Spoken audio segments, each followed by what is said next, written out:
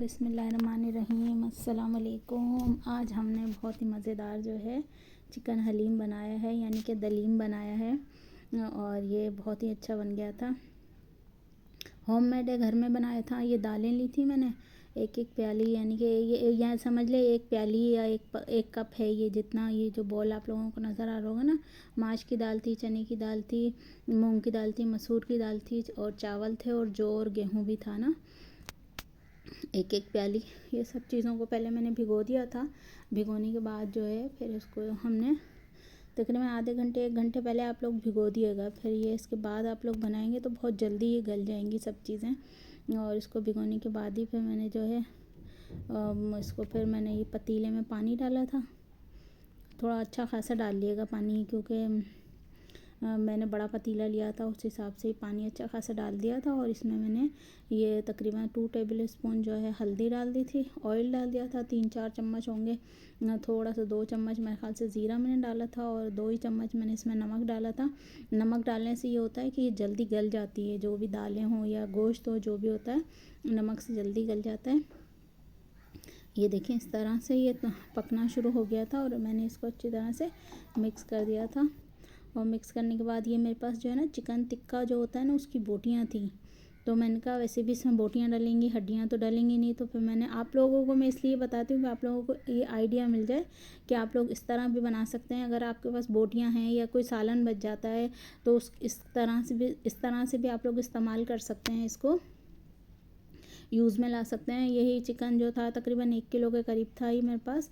तो ये मैंने इसमें नमक, मिर्चें, हल्दी और ज़ीरा, प्याज, लहसुन, अदरक सब चीज़ें डाल के, कौरमा मसाला डाल के, सब चीज़ें डाल के इसमें मैंने रख दिया था। और धनिया भी डाल दिएगा आप लोग।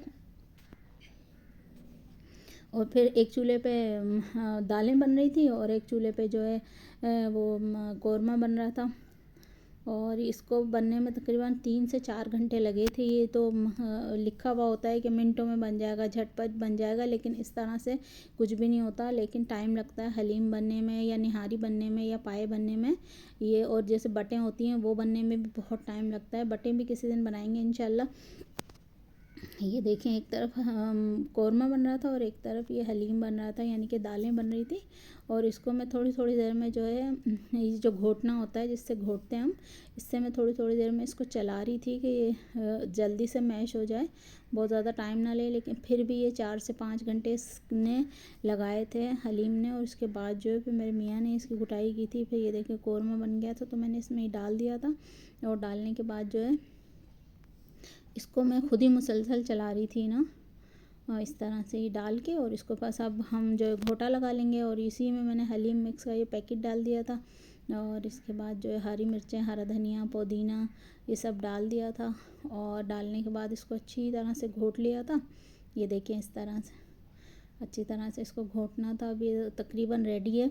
और फिर मैंने इसमें लीमू, हरी मिर्चें, हरा धनिया, पुदीना, अदरक ये सब चीज़ें काट के रख ली थी, वो मैं दिखाना भूल गई। ये मैंने ऑयल लिया था 1-1.5 कप होगा, 1.5 कप के करीब। इसमें मैंने तकरीबन 2 प्याज डाल दी थी। और प्याज डालने के बाद इसको ब्राउन करा था। ब्राउन करने के बाद जो है हम इसका बस तड़का लगा देंगे हलीम में, और हलीम रेडी हो जाएगा।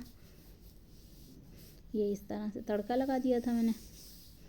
और ये देखें अब मैं आप लोगों को दिखा रही हूँ कि सब चीज़ें माशाल्लाह से मैंने काटी थी, इस पर डाल भी दी थी। एंजॉय करें। अल्लाह हाफिज़।